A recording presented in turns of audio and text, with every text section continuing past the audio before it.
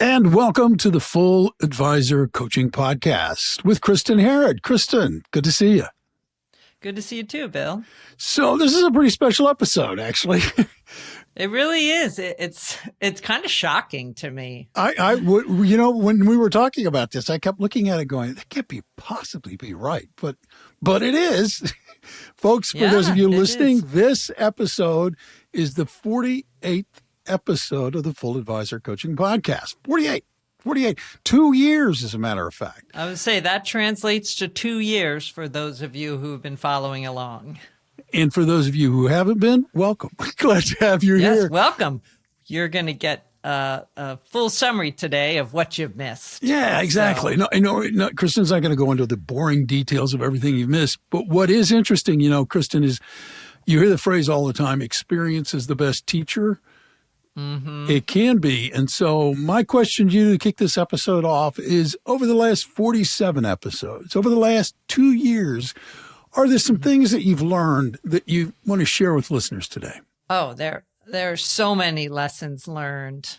And today I'm going to share some of the biggest ones that I've learned, not all of them, but I think we'll narrow it down to about 5. Okay. So I pulled it together into 5 lessons. And I think one of the biggest things I've learned, if we kind of step back from just the content, is that, wow, you can create content on a regular basis over time. And it helps and it works and it gives you so much leverage to be able to get your message out, to be able to meet interesting people, to be able to, put content out on social, engage your clients, engage your prospects. It's really been, and it's a lot of fun too. Keeps those creativity juices flowing. So I've really enjoyed just the act of doing the podcast, let alone the content and learning and people I've met. So that's kind of the biggest lesson of like, hey, just show up and do it and you can. And next thing you know, you're 2 years in. Yeah. And I also have found that if you do all of those things and you're consistent about doing it, wow, look what happens. I know, it's fun. Hey there, it's Kristin. Quick break. If you're enjoying the show and you want more, head on over to fulladvisorcoaching.com/resources. You can download the toolkits that I have there and join the free insider community. You'll be the first to hear about new trainings, fresh podcast episodes, and I share with you real-world strategies that I see working for advisors right now. That's fulladvisorcoaching.com/resources. Go sign up. It's completely free. And now, back to the show. All right, let's get into the lessons. Okay, so we're going to do 5 lessons. And the first one is, after looking at all of the data behind what we're doing and just learning, it's pretty straightforward. Advisors want simple, consistent systems more than anything. And it kind of goes to show that our most popular episode, the top one overall, episode 22, lead to client conversion. So how to take a lead through the process to become a client. And this one is very process driven. It's driven by steps. And it is the concept I've probably been teaching since the onset of my consulting and coaching, which is the entire idea around lead to client conversion. So not surprising it's the most popular one, but it is interesting to me because it is a clear-cut system. So that's pretty exciting. I mean, right on the heels of that are episode 30, where we talked about building a business development engine. So that's been a newer theme coming up across this year, where, it's how do you create that business development engine that ultimately brings in new business and taps in there. And then, interestingly, a subset of both of those is episode 32, which is mastering the first consultation. So that's kind of like if we really took the magnifying glass to lead to client conversion, or, how do we optimize business development?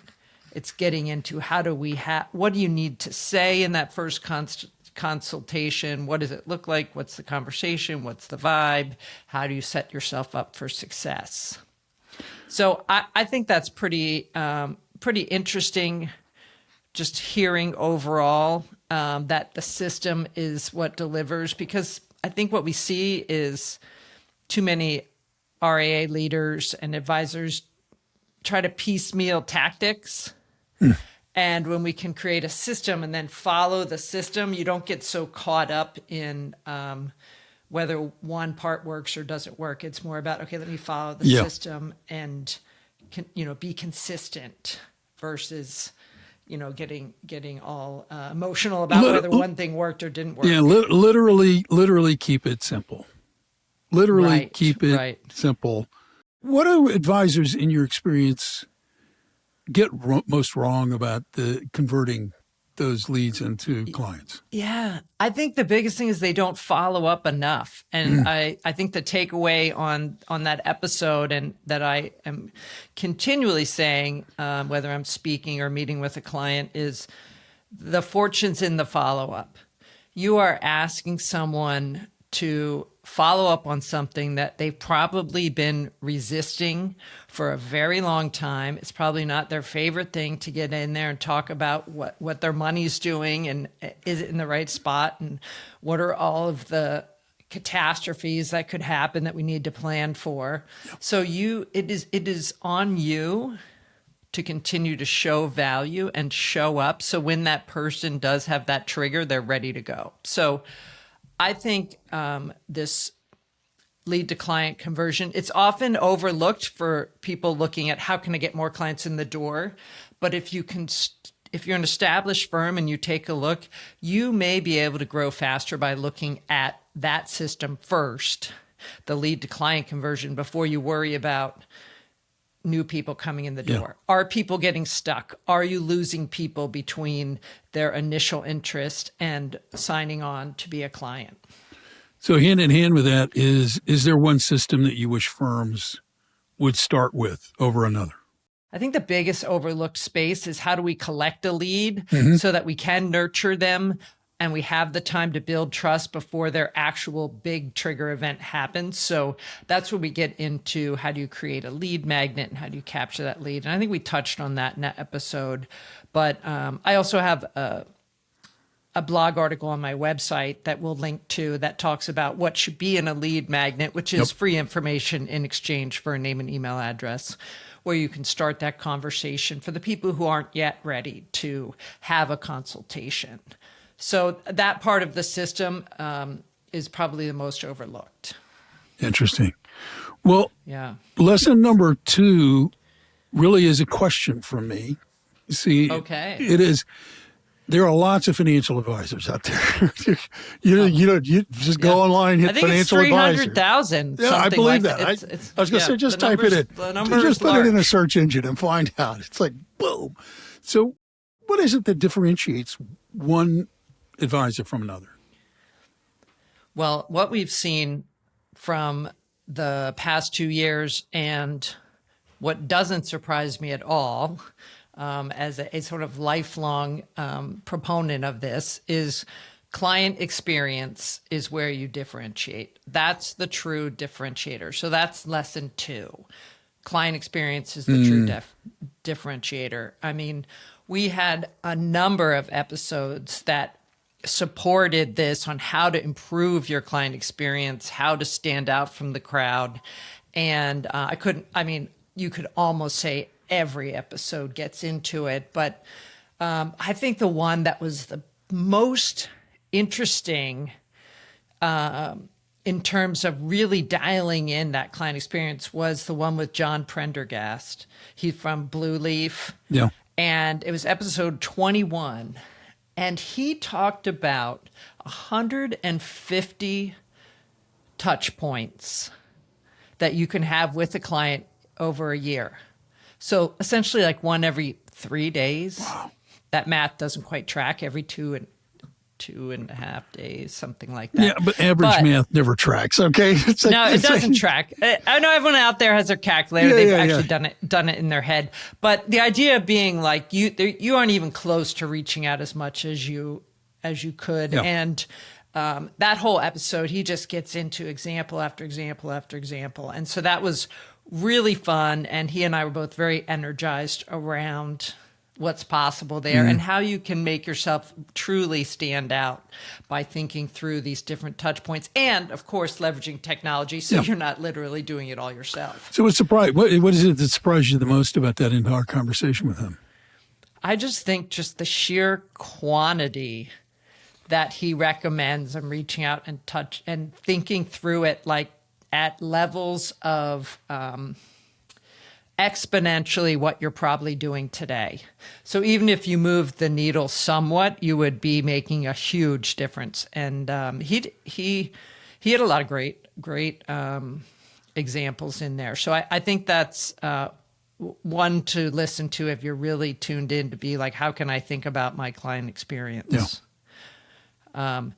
We also had Mark Gilbert on from Zox, the AI platform, episode 37. And it was really interesting because, everyone's using the AI note takers now. Oh, yeah. And that would be an understatement to call it a note taker or any of these actually, because that's kind of the initial use they're having where they're like listening to the conversation, taking the information and turning it into data that you can use. Yeah. What was fun about the application here on client experience is that as you're getting all of that data, you can use AI to identify different segments that you have in your client base, and you can target messaging specific to those segments just kind of based on the aggregate data and then what you know about individuals. And I thought that was really interesting because it could drive how you might do gifting. It could drive whether or not you send someone a message when the markets are turbulent. Are they a more nervous person or not? All of the things that AI can detect along the way. And I thought that was really fascinating and an interesting conversation. I actually just went back and listened to that because a client asked me about they were looking at evaluating AI and I needed a refresher. And I went back and listened because I was like, it's much more than a good note taker. So that will be interesting to see. It collects a lot of information that you might be inclined to overlook until you explore everything that it does capture. Yeah, and you can just the fact that you can look at trends across your clients if you take a look at that, that's fascinating. And you can anyway, we re-listen to the episode because I don't need to retell the episode. We don't need to redo it now. Yes. But interestingly, so you add on AI and you're like, okay, well, if it's not the right solution, I'll pick a different one later. And that's where we get into episode 23 that we had with Cameo Robertson, where she talked about operational challenges as you're growing. And she talked about the Frankenstein effect of like the multiple the different technology platforms that you might have and how advisors, they're taping one to the next one. And at some point you have to step back and take a look and say, what do we need to do from an operational standpoint to be able to grow? And that was a really fun conversation as well. That's great. And I thought Frankenstein's right. And anybody who's worked in any kind of company understands that one because they're all looking at different systems that were from different time periods and different motivations. And it's bizarre sometimes. Oh, yeah. It is just bizarre. I know. And if we go all the way back, one more episode in this lesson that I want to call out is if we go all the way back to episode 10, where it was with Katie Braden and it was about using video effectively. This is going back to early year one. Oh, yeah. But this continues to come up, the video, how to use video. Do we need to use video? And the thing about this conversation was, people are so focused on how do I use video to get new clients, and they forget that they can use video to enhance their client experience. And she gave a really great example of, sending a birthday wish to a client with a personalized video message that I thought was really good. And there's so much you can do there to get leverage in the client experience in terms of resource, but also personalized by using video. So we could use this one here or in the next lesson. So that's kind of a double dip on that one. But I think overall it's about how you can make, it can be overwhelming to think, oh my goodness, how are we going to create a bigger experience, better experience? And it's about how small changes can really make a difference. And so just starting to fine tune and notice and add on and make these differences makes a big difference. So again, really strong lesson. Focus, make sure your client experience, working with humans is what's going to differentiate you from the commodity solutions and the tech solutions. So that's really essential. Yeah. Use the AI, but remember you're working with people, as a matter of fact. What was this double dip? Does this lead us into the next lesson? Oh, it does. Yes. So we were talking about client experience, but lesson 3 is around content marketing, right? So how do you attract new people in? Okay. So lesson 3 is that advisors definitely value content strategy. I have people reaching out to me all the time about this, but they struggle on how to execute it. Very true. We've got episode after episode on this one because I really do want to help advisors just in this arena to be like, let's get you into action, because I know once you start doing things, even small changes, it can make a big difference. Yeah. So episode 14, one of our most popular episodes, and this is from last year, was I did a 2-part series. So I think it was 14 and 15 on LinkedIn. Oh, yeah. Just how do you, Right. kind of basics on how to use LinkedIn and then more advanced. And, that question comes up all the time. So do you have the fundamentals in place, like around pictures and the way you describe yourself and all those different things? So if you're going to be sharing content, make sure that you also update your LinkedIn so that when people are researching you and your company and they find you, that it's aligning with everything that you are sharing. We went quite literally into content strategy in episodes 29 and 36. So 29, we talked with Rebecca Rosenberg, who does a lot of copywriting and brand strategy for financial advisors. And we, went through what does it mean to bring out your brand voice? How do you tell a story? How do you differentiate your message off of AI so that you're actually being authentic?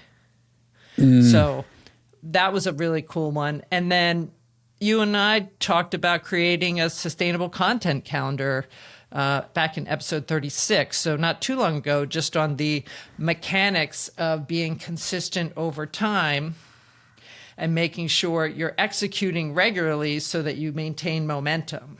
Again, with the idea of being simple and consistent. Yes, exactly. And I think on the content calendar, another, people always ask, well, what should I write about? What else can I talk about? Because we want to get really specific on content to make it work. You can't be general and just do market updates. So episode 5, this is also a runner for one of our most popular, which is niche marketing that we had with Kristin Luke. Yeah. And, it was all about how do you write and share content that speak to specific problems for a specific audience. So niche marketing is all about what is your audience that you're trying to reach? What are they struggling with? How do you help them? And the more specific, the better. And we kind of go back to the AI episode. I touched on this before, which is if you're listening to clients talking and, you see a string of clients bringing up concern about caring for aging parents, hey, it may be time that you write an article about caring for aging parents, right? So that actually is a real life example that just came up for a client of mine. So, it's like they've heard the conversation over and over again. Wait, let's show that we actually do help you with this kind of conversation. So I think, again, content isn't optional in my opinion, but bad content doesn't help you, right? Generic content doesn't help you. Just putting something out doesn't matter. It has to be good, Right. right? Doesn't have to be perfect. We'll get to that one soon, but it has to be good. I remember that doesn't have to be perfect theme somewhere. Yes, I remember that one, as a matter of fact. That might be coming up, but I'm, So advisors just need to keep to sum it all up in a lot of ways, it's look, be consistent, be sustainable, be simple, and don't let momentum slow, because when that momentum begins to fade. Yes, you're like, it's hard to get back up over that. Great episodes out there to be able to listen to and check back in based on what, just where you're getting stuck and what might be of interest to you. Lesson 4. This one comes into a lot of different things, but it's basically teaching business development to your advisors and how to get involved. And I mean, there were a couple of different things in this. I do, we all know from our own personal experiences that within any company, there's always that person called the rainmaker who makes things happen, right? And everybody looks around and goes, well, Kristin's a rainmaker. I'm not, I don't need to do that. I don't need to get involved. But that's not the point. And right. Yeah, exactly. So lesson 4 is essentially that there's a new approach when it comes to teaching business development. We talked a lot about what you're talking about, the founder rainmaker, who are naturals at business development, right? Everyone thinks, well, you have to be natural. It's the natural skill. If you're not born with it, you don't have it. And, the people who broke away and started independent firms 30, 40 years ago were very natural at doing business development because the job required it at the time, too. It was all about cold calling, reaching out, networking, shaking hands, and there wasn't all of the technology, and consumers weren't as aware. There's a lot of differences. So I've devoted a fair amount of content to this in this this year, the second year of the podcast, because it keeps coming up again.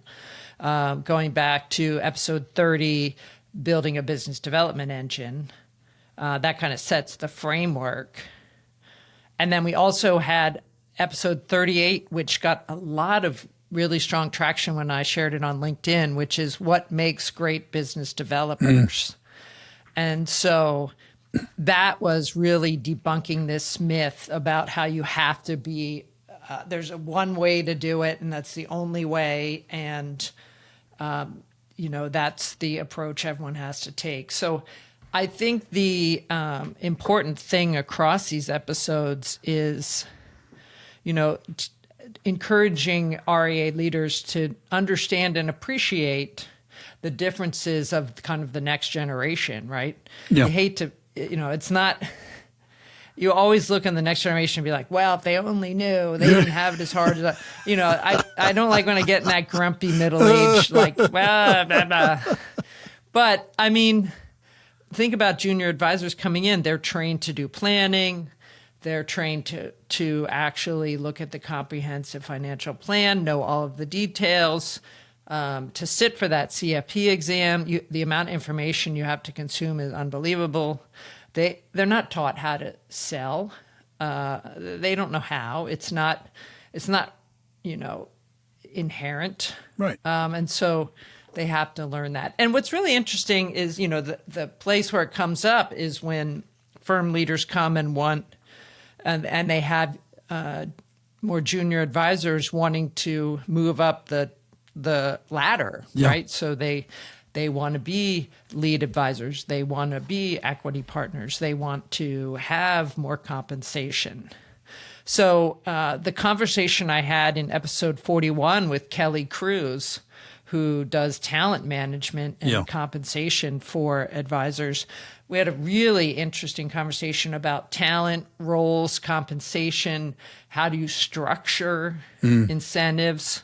So that one is very specific around how do you think through teaching and training and rewarding advisors in a different way than they might have done 10, 20, 30 years ago.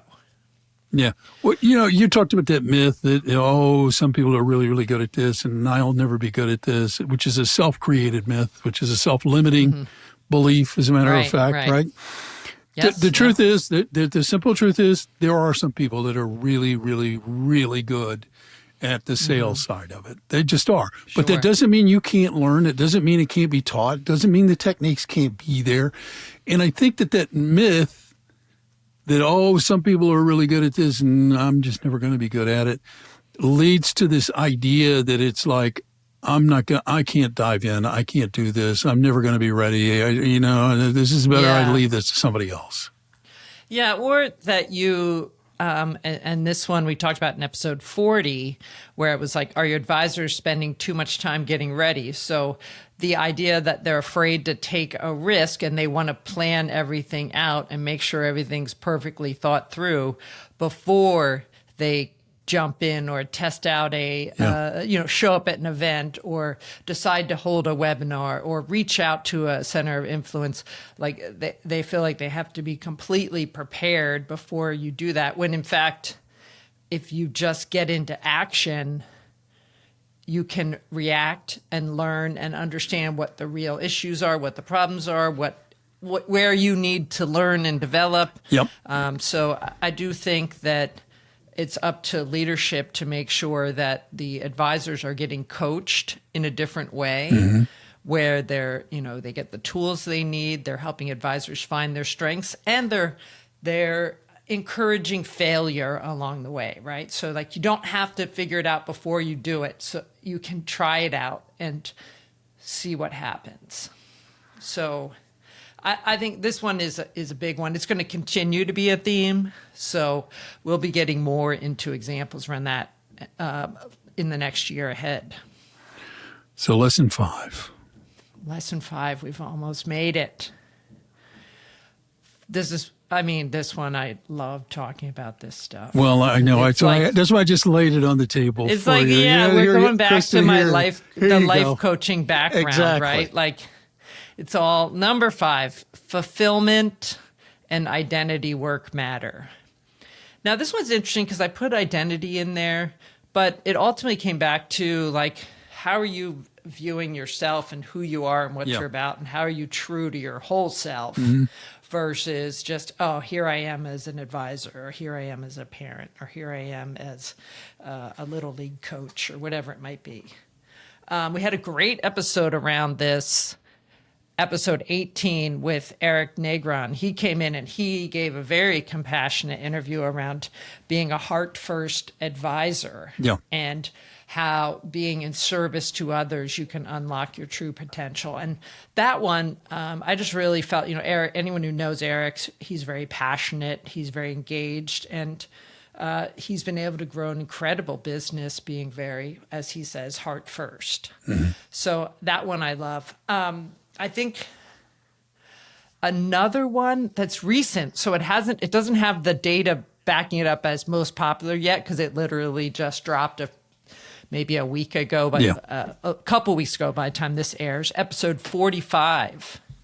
I had Michael Young on, and he is the president of Integrated Advisors Network, and they are a platform where advisors can outsource or team up with them, partner with them to have them do all of their compliance, operations, all of the backs, technology solutions, et cetera. The backroom stuff. And so it's really about if you're an advisor who's thinking about this and saying, I really want to grow, but I really kind of just want to do what I want to do.